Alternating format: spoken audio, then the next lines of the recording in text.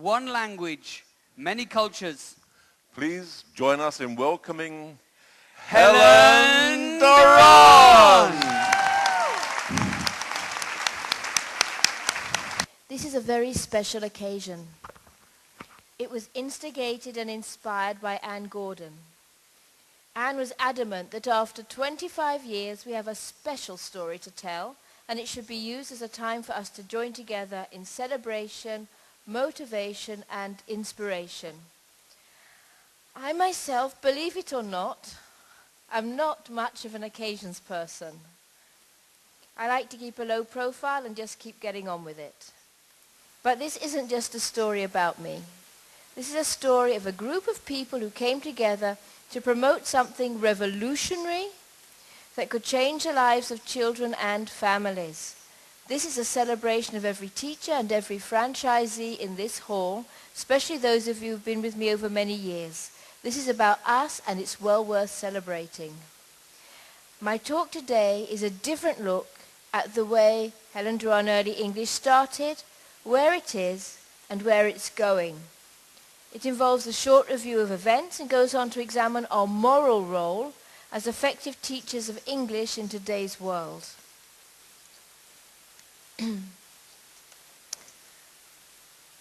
A teacher says to his student, "Billy, name 2 pronouns." "Who, me?" replies Billy. "Oh," said the teacher, "very good." Sometimes one gets it right by accident. My enterprise wasn't an accident, but it came out very naturally and effortlessly. It was 1985 when I stumbled over what I deemed to be the truth of how to teach babies and children spoken English, and indeed any oral language. It was so obvious to me that I didn't realize that no one else was doing it.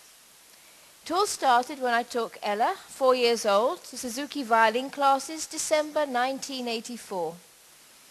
In fact, I was holding a 6-day-old baby in my arms, with her dumb, in the first lesson. In the Suzuki method, children learn to make music first and learn to read music later.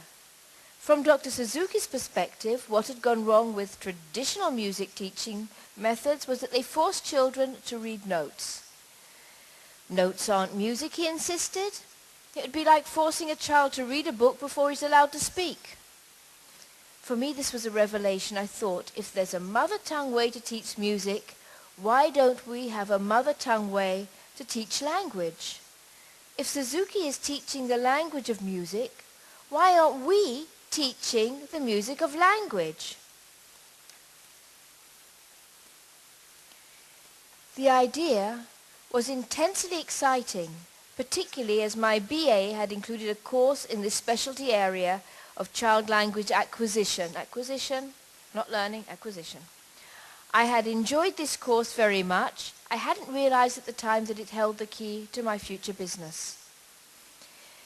This happened when I was thinking about returning to the workforce.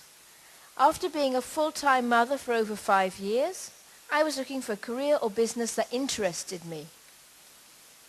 And I was inspired by the simplicity and the elegance of the Suzuki method, and I began considering those concepts to some sort of English teaching. I looked around and I saw how Israeli children were struggling to learn English. It confirmed everything that Dr. Suzuki had said about learning music. That is, schools were trying to teach reading and writing at the same time as verbal language acquisition. The children were struggling, not through lack of intelligence or motivation, but because reading and writing are inherently very different skills to speaking to speaking. Initially, I assumed that someone else had to be out there doing it. But I found out that the same traditional methods were the only ones being used. And they started too late, and they enforced too many conflicting skills at the same time. But I kept looking. After all, if it wasn't here in Israel, despite the obvious need, then surely the program existed elsewhere. To my surprise, there didn't seem to be any ready packaged program available at all. In my search, I began to dig deeply into research and the work of others in related fields. And although I'd started with Suzuki, I came out and found the work of Helen Doron. And he'd worked with the Institutes for the Achievement of Human Potential, and his focus on infants and young children was in line with the premise that a child's brain grows both in size and the number of neural connections until the age of 6. A child comes home from his first day at school and his mother asks, "What did you learn today?" The child replies, "Not enough, I have to go back tomorrow." The cornerstones of child language acquisition in all the textbooks are, I'm talking about child language acquisition, the way a child learns his first language, his mother tongue.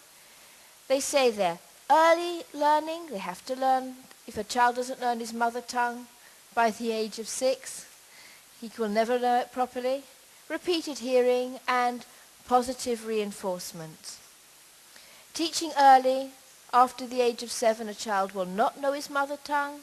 Repeated hearing, he has to hear the words again and again and again and again and again before he gets them. Positive reinforcement, find every opportunity, a parent should find every opportunity to praise the language produced by the child, and therefore the child will speak.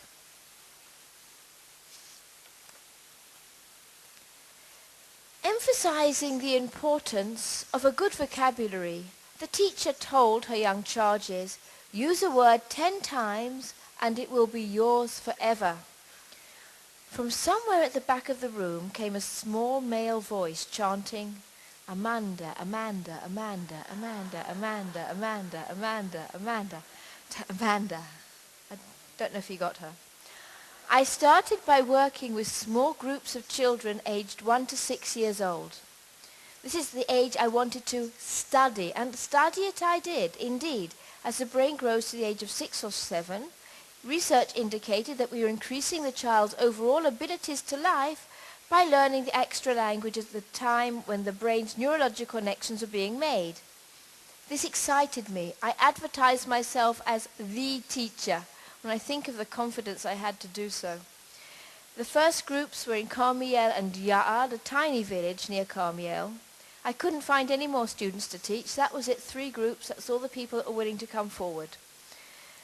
I based the lessons on the concepts of Dr. Suzuki, and I made homemade cassettes. I don't know if all of you have ever seen a cassette in this room. For the children and parents for use during the week. And to make the cassettes, I plonked on the piano while singing. I told stories and I chanted rhymes. They sounded disgusting. And as I said last night, I believe I've destroyed every last one of them. But during the once weekly classes, the children came with the songs and sounds of the language already in their ears, although they didn't know the meaning. They learnt the meaning through flashcards, games, song movements, and lots of fun activities, all in English. It was natural, it was easy, and they learnt it the way they learnt their mother tongue. There weren't any books, and I spent a lot of time with props, and I was really bad at props and still am. So for all of those who are not the fantastic prop makers that we've seen here, find comfort in that. Let others help you with your props. Download props, and you can still be good teachers. And I also recorded things I'd recorded on those tapes. Early one morning, a mother went in to wake up her son.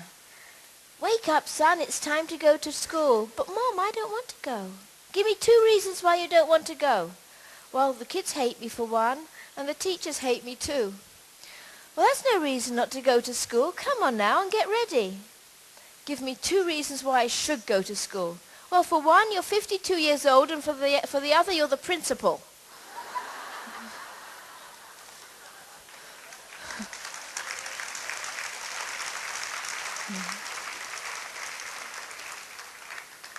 The next year, word had got around, and I had a lot more groups to teach. In fact, I had about 200 children the next year. The more I researched, the more excited I became, and the more I was convinced that it was absolutely the correct approach. Parents from all over Israel called me. parents of the 8-year-olds and the 10-year-olds and the 12-year-olds begged me to put their kids in my classes. Amazed, I asked why. Surely the 12-year-olds are learning a lot at school already. But the parents insisted that their 6-year-olds already knew more and better English than their 12-year-old. My husband David and I came to the conclusion that it was time for me to duplicate myself.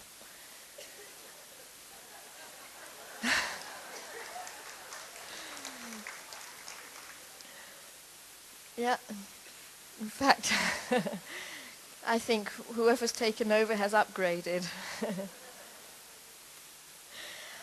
For that, professional materials and teacher training were necessary.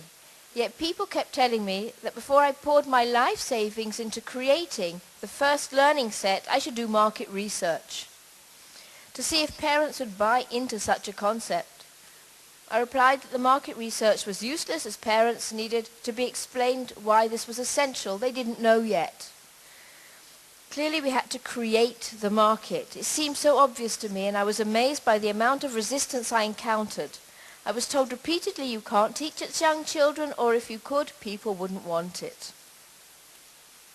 In addition, it seemed that the more enthusiastic I became, the stronger the negative reaction I got from the national mainstream educational community. The first set came out in 1987, English for All Children, the first teacher training course in the summer of 1987. I'll always remember the first phone call from the first newspaper ad. It was Laurie Fagelston. Who remembers Laurie in this hall? Yeah. I answered the phone in my tiny cramped kitchen. Who remembers my tiny cramped kitchen? Hey, right. Laurie was enthusiastic and said this is what she'd been waiting for, and she signed up on the spot. What a wonderful start. Others needed more persuading. But the first TTCs were underway with the avant-garde would-be teachers who were just waiting for HDE to come along.